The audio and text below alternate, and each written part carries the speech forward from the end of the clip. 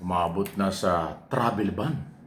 Ba? Para bang pinagbabawal na itong Chinese government, Chinese embassy, sa mga local official ng Kalayaan Island Group sa West Philippine Sea na magpunta ng China. Matindi, ano ha?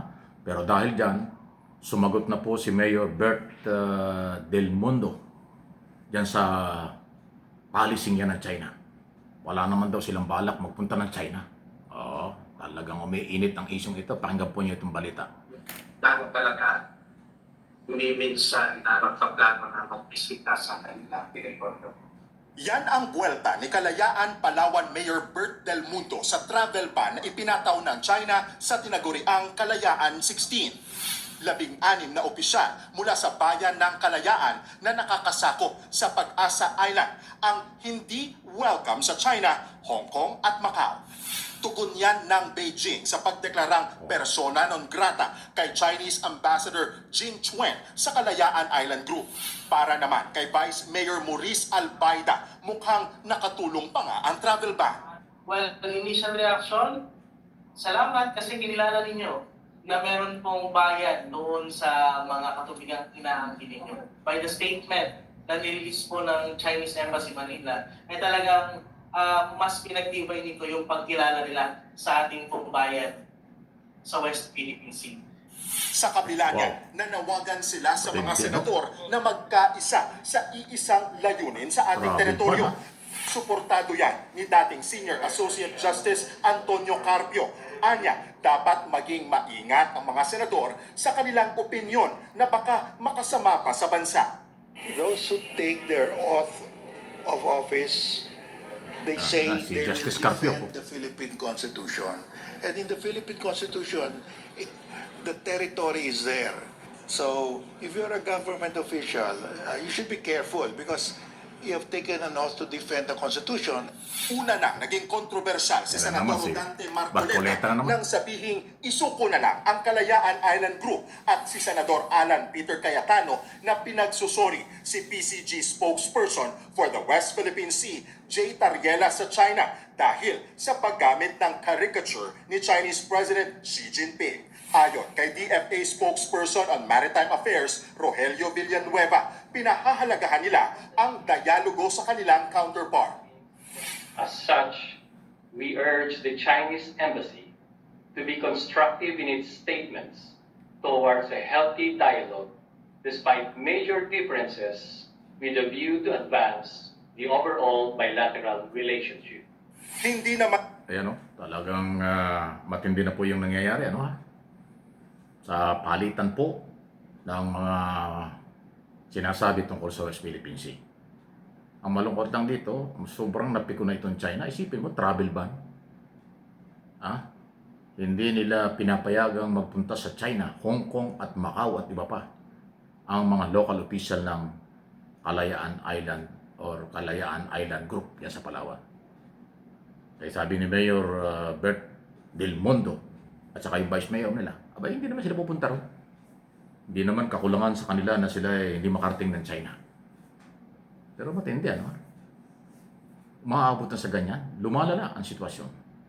Sabi ng Vice Mayor, yung pagdeklara na sila ipinagbabawal pumasok ang China ay admission ng Chinese Embassy na kinikilala nila na ang Kalayaan ay Pilipinas, hindi yan China.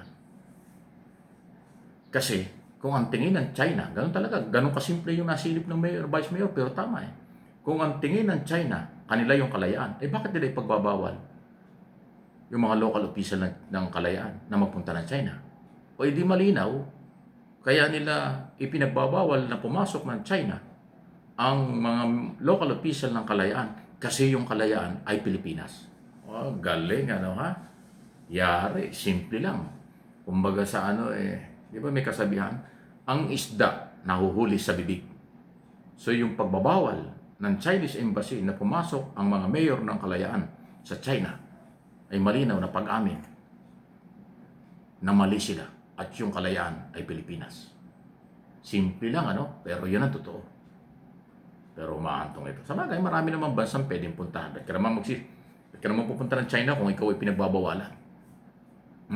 Ako nga Dahil lagi kong tinatapik itong West Philippine Sea, akala ko pagbabawalan din ako ng China pumasok sa kanila, mabuti lahat hindi.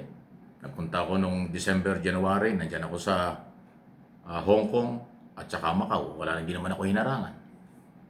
Nagbarko pa nga kami, di ba? Ferry, super ferry ba yun? Mula Hong Kong hanggang Macau, tapos pagbalik, nagbus, wala namang humaharang.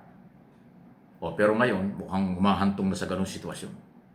Pag kumukontra sa kanila, travel ban ang sagot ng China. Kung yung mapapansin, yung dating Department of Foreign Affairs na si Secretary Del Rosario, tama ba?